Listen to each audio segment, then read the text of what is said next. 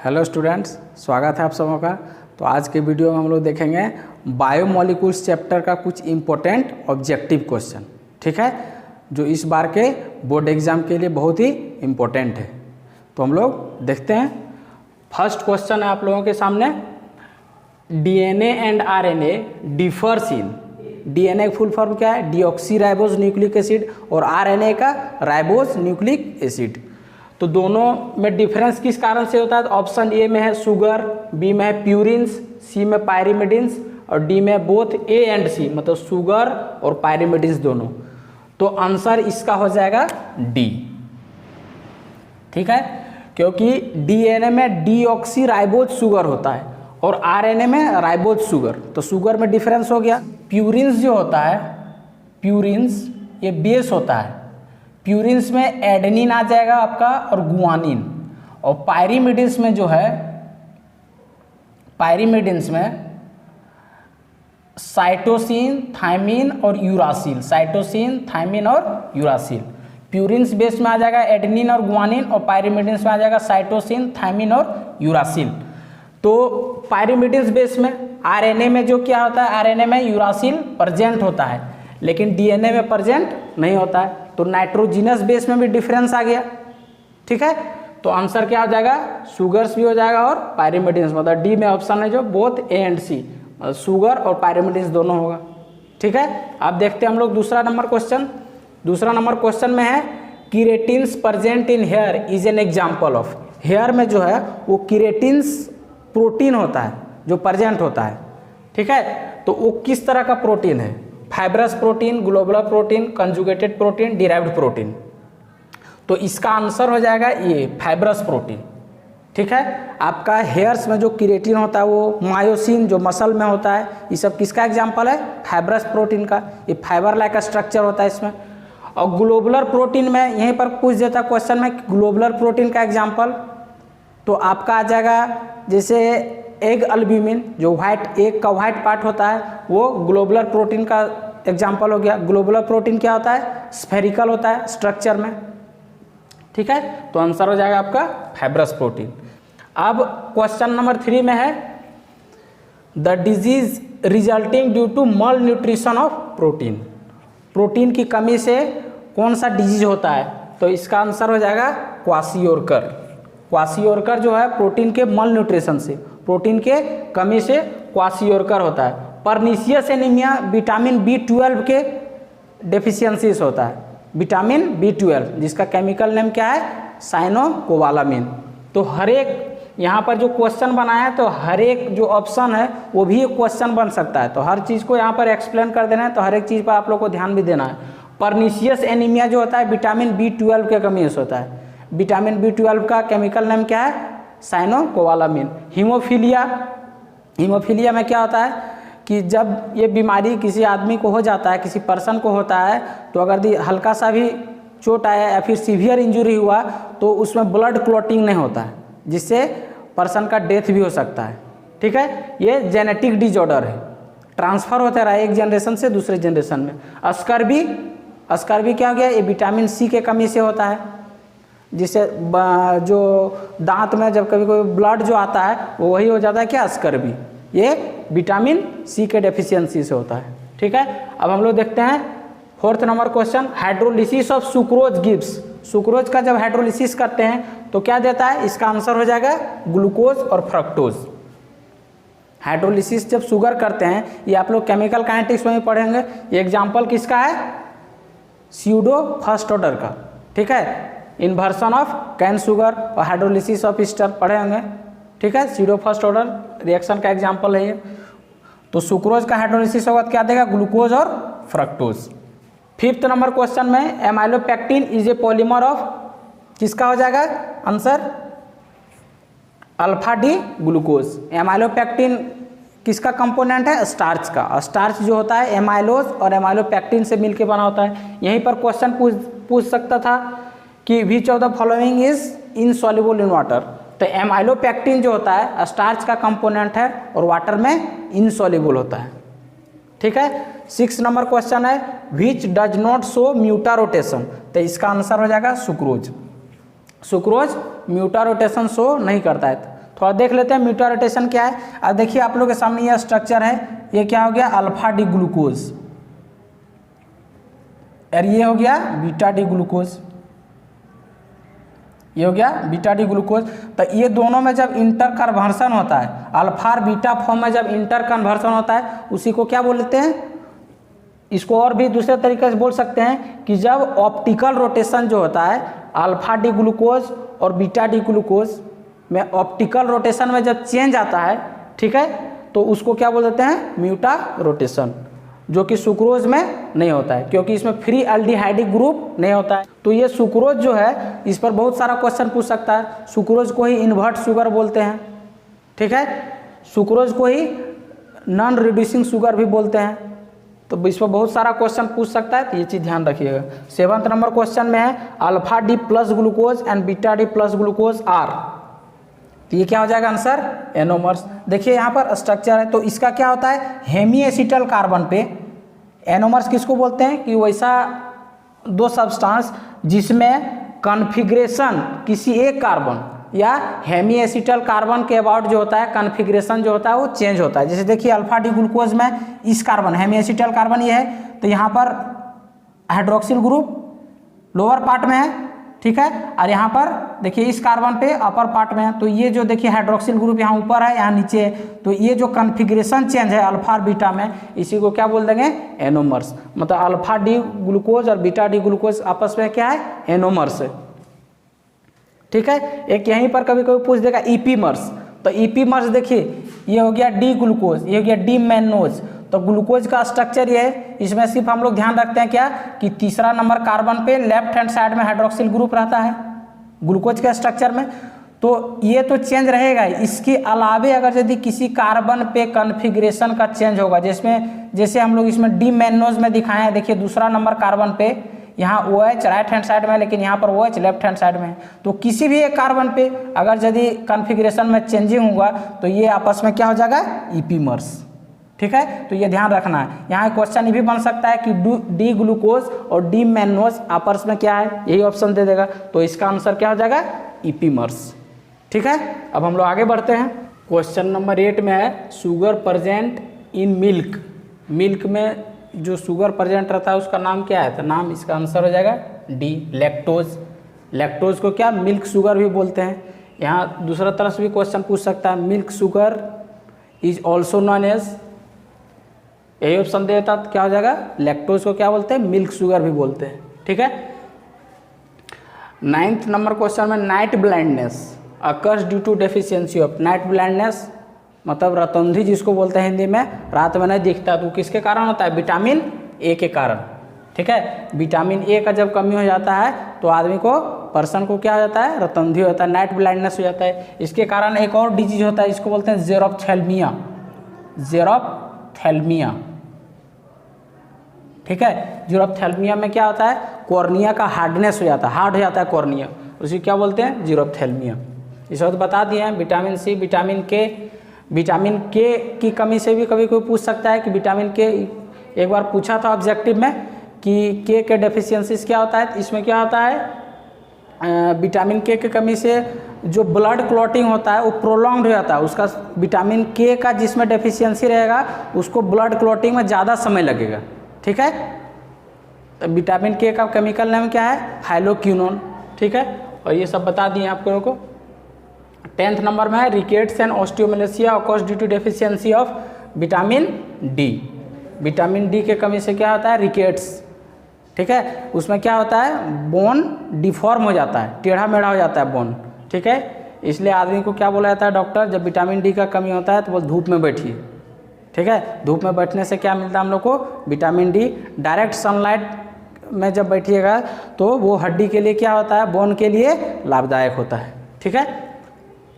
अब vitamin E जो होता है इसका केमिकल नेम क्या है, कभी कभी ये भी पूछ सकता है। विटामिन ई को टोकोफेरोल, इसको ब्यूटी विटामिन भी बोलते हैं, ब्यूटी विटामिन, ठीक है।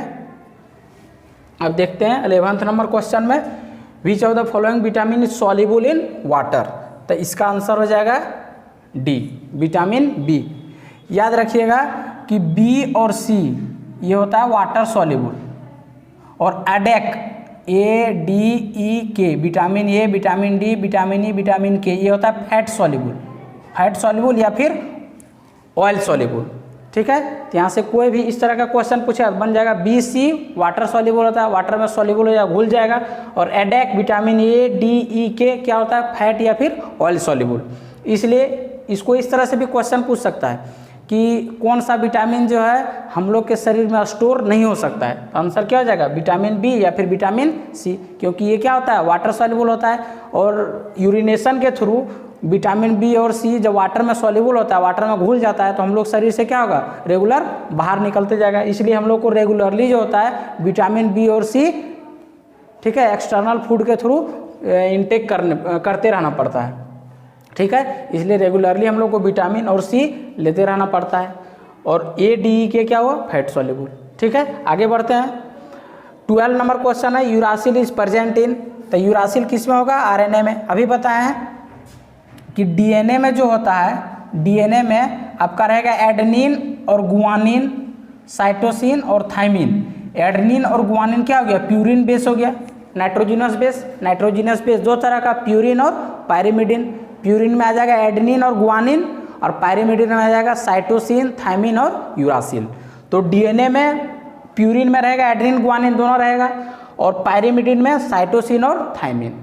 डीएनए में यूरासिल एब्सेंट रहता है, और यही थाइमिन के जगह पर आपका आरएनए में क्या रहेगा, यूरासिल। मतलब आरएनए में क्या क्या हो जाएगा, एडेनिन हो जाएगा, गुआनिन हो जाएगा, साइटोसिन हो जाएगा और यूरासिल हो जाएगा। ठीक है, तो आरएनए में यूरासिल प्रेजेंट रहता है, डीएनए में यूरासिल एब्सेंट रहता है। इसको और दूसरे तरीके से बोल सकते हैं कि डीएनए में थाइमिन प्रेजेंट रहता है और आरएनए में थाइमिन एब्सेंट रहता है। ठीक है, तो यहाँ से किसी भी तरह से क्वेश्चन पूछेगा तो बन जाना चाहिए। 13 नंबर क्वेश्चन है, which of the following is non reducing sugar. ये बहुत बार क्वेश्चन पूछा है, तो सुक्रोज याद रखिएगा। सुक्रोज ही एक ऐसा शुगर है जो नॉन रेड्यूसिंग है। नॉन रेड्यूसिंग शुगर किसको बोलते हैं, कभी कभी डिफरेंस भी पूछ सकता है कि रेड्यूसिंग और नॉन रेड्यूसिंग शुगर में क्या अंतर है। तो जो फेलिंग या फिर टॉलेंस रिएजेंट या बेनेडिक्ट सॉल्यूशन को रिड्यूस कर दे, वो हो गया रेड्यूसिंग शुगर। जैसे ग्लूकोज, लैक्टोज, माल्टोज, इसमें फ्री एल्डिहाइडिक ग्रुप रहता है। ठीक है, इसलिए क्या है रेड्यूसिंग शुगर। और जो फेलिंग, बेनेडिक्ट या फिर टॉलेंस सॉल्यूशन को रिड्यूस नहीं कर पाए, उसको क्या बोल देंगे, नॉन रेड्यूसिंग शुगर। तो नॉन रेड्यूसिंग शुगर का एक ही एग्जाम्पल है सुक्रोज। ठीक है, तो 14 नंबर क्वेश्चन में है C1C2 glycosidic linkage is present in, answer क्या हो जाएगा, सुक्रोज।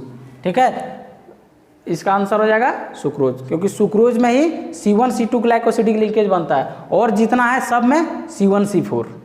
ठीक है, 15 नंबर क्वेश्चन में है which of the following amino acid optically inactive, तो आंसर हो जाएगा इसका ग्लाइसिन। एक्चुअली देखिए यहाँ पर जो कोई भी एमिनो एसिड होता है, कार्बन पर NH2, COH, यहाँ पर H और एक होता है वेरिएबल ग्रुप R। ठीक है, तब जब इस कार्बन पर देखिए कोई भी स्पीसीज जो होता है या सब्सटेंस ऑप्टिकली एक्टिव कब होता है, जब उसमें कायरल कार्बन होता है। कायरल कार्बन कहने का मतलब एक कार्बन से 4 अलग अलग ग्रुप जुड़ा हुआ, तो ऑप्टिकली क्या होगा, एक्टिव होगा। ऑप्टिकली एक्टिव मतलब कि अपने तरफ से जब उस सब्सटेंस के सॉल्यूशन से हम लोग प्लेन पोलराइज्ड लाइट को पास करेंगे, तो प्लेन पोलराइज्ड लाइट को क्या करेगा, रोटेट कर देगा। ठीक है, आइदर क्लॉकवाइज और एंटी क्लॉकवाइज। अगर देखो कोई सब्सटेंस प्लेन पोलराइज्ड लाइट को क्लॉकवाइज रोटेट करेगा तो उसको बोलते हैं डेक्स्ट्रो रोटेटरी। ठीक है, उसको पॉजिटिव साइन से हम लोग जैसे इस तरह लिखते हैं अल्फा डी प्लस ग्लूकोज, तो ये हो गया डेक्स्ट्रो रोटेटरी। ठीक है, और जब एंटी क्लॉकवाइज रोटेट कर देगा तो उसको बोल देते हैं लिवो रोटेटरी।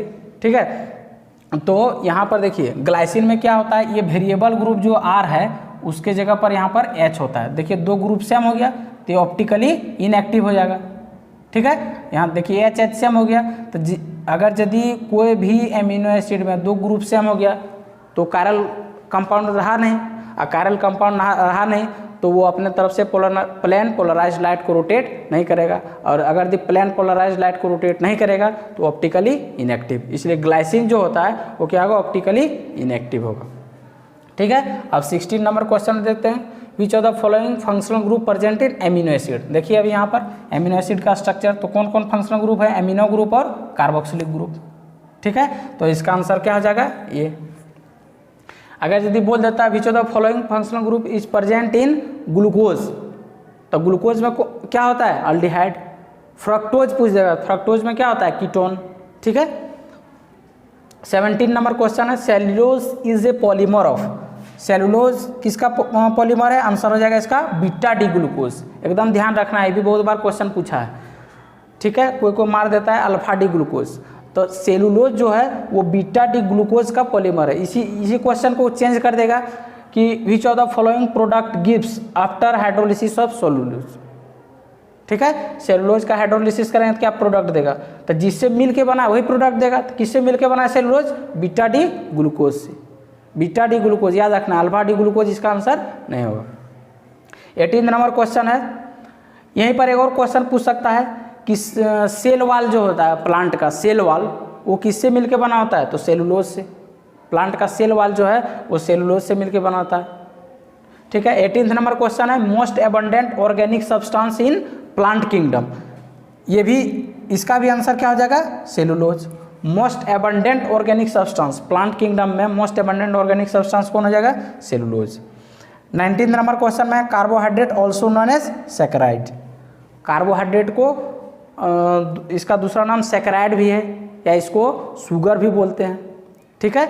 और इसी में आगे हम लोग देखते हैं कि पॉलीसैकराइड जैसे होता है, हम लोग पढ़ते हैं ना मोनोसैकराइड, ओलिगोसैकराइड, पॉलीसैकराइड।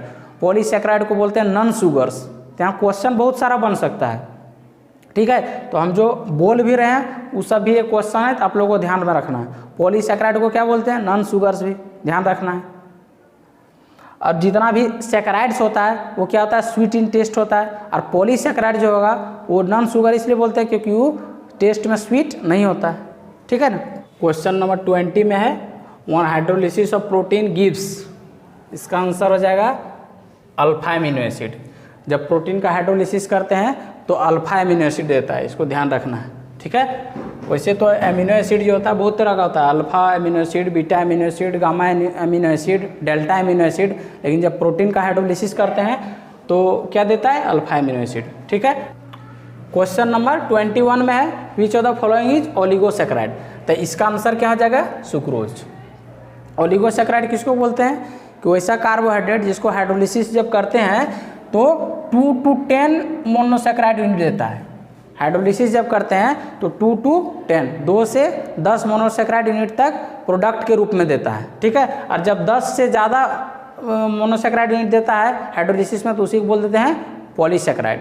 और जो कोई यूनिट नहीं देता है हाइड्रोलिसिस के बाद, ठीक है, उसी को बोल देते हैं मोनोसैकराइड यूनिट, क्योंकि वो एक ही यूनिट से मिलकर बना होता है जिसे ग्लूकोज। ठीक है। तो इसका आंसर हो जाएगा सुक्रोज। और सेलुलोज तो अभी पढ़े थे, इसका हाइड्रोलिसिस करेंगे तो large number of beta D glucose unit देगा, तो ये होगा पॉलीसैकराइड। ग्लाइकोजेन, ठीक है, ये भी अल्फा डी ग्लूकोज देगा। ठीक है, ये भी पॉलीसैकराइड है। प्रोटीन्स तो अल्फा एमिनो एसिड देगा हाइड्रोलिसिस करेंगे तो। 22 में how many monosaccharide unit are known to occur in nature, तो आंसर हो जाएगा 20। ठीक है, ये सब फैक्ट है, ध्यान में रखना है कि अभी तक 20 मोनोसैकराइड यूनिट जो है नेचर में नॉन है। 23 नंबर क्वेश्चन है which of the following is non sugars. Discussion किए थे पॉलीसैकराइड, क्योंकि ये स्वीट इन टेस्ट नहीं होता है, ये मीठा नहीं लगता है, इसलिए पॉलीसैकराइड हो गया। जैसे हो गया आपका ग्लाइकोजन, सेलुलोज, लकड़ी खाते तो मीठा लगता है क्या? नहीं लगेगा, इसलिए इसको क्या बोलते हैं? Non sugars. तो अब है 24 number question which of the following is laevorotatory, तो आंसर हो जाएगा फ्रक्टोज, क्योंकि फ्रक्टोज के सॉल्यूशन से जब हम लोग प्लेन पोलराइज्ड लाइट पास कराते हैं तो ये किधर रोटेट कर देता है? Anti clockwise. ठीक है, इसलिए इसको लिवोरोटेटरी बोलते हैं। इसे लिखते समय भी क्या बोलते हैं? अल्फा डी माइनस फ्रुक्टोज, ऐसे करके लिखते हैं। ठीक है, तो जो ये माइनस साइन होता है वही डिनोट करता है किसको? लिवोरोटेशन को, लिवोरोटेटरी को। ठीक है। 25 नंबर क्वेश्चन है most abundant biomolecules of the living system, इसका आंसर हो जाएगा प्रोटीन्स। अभी हम लोग ये क्वेश्चन देखे थे most abundant organic substance in plant kingdom, उसका आंसर था क्या? सेलुलोज। लेकिन यहाँ मोस्ट एबंडेंट बायोमोलिक्यूल्स अगर पूछेगा लिविंग सिस्टम में तो आंसर हो जाएगा प्रोटीन्स। ठीक है। अब 26 नंबर क्वेश्चन में है which of the following is storage polysaccharide in animals, तो एनिमल्स में स्टोरेज पॉलीसैकराइड का आंसर हो जाएगा ग्लाइकोजन। 27 नंबर क्वेश्चन में example of denaturation of protein, तो इसका एग्जाम्पल दोनों है, कर्डलिंग ऑफ मिल्क और कोगुलेशन ऑफ एग वाइट, तो इसका आंसर हो जाएगा सी। 28 नंबर क्वेश्चन है which of the following is biocatalyst, तो इसका आंसर हो जाएगा इंजाइम। ठीक है, इंजाइम को क्या बायोकैटलिस्ट भी बोलते हैं। प्रोटीन्स, कार्बोहाइड्रेट, विटामिन सब नहीं होगा। ठीक है, 29 नंबर क्वेश्चन में विच of the following is called riboflavin, तो इसका आंसर हो जाएगा विटामिन B2। B1 को क्या बोलते हैं, थायमिन, B2 को राइबोफ्लेविन, B6 को क्या बोलते हैं, पायरिडॉक्सिन, और विटामिन D को कैल्सीफेरोल, विटामिन C रहता है उसको बोलते हैं एस्कॉर्बिक एसिड। तो सबका केमिकल नेम को ध्यान में रखना है, तभी ये सब क्वेश्चन सॉल्व होगा। ठीक है, आज के वीडियो में बस इतना ही, और अगले वीडियो में हम किसी और चैप्टर का ऑब्जेक्टिव क्वेश्चन लेकर आएंगे। ठीक है।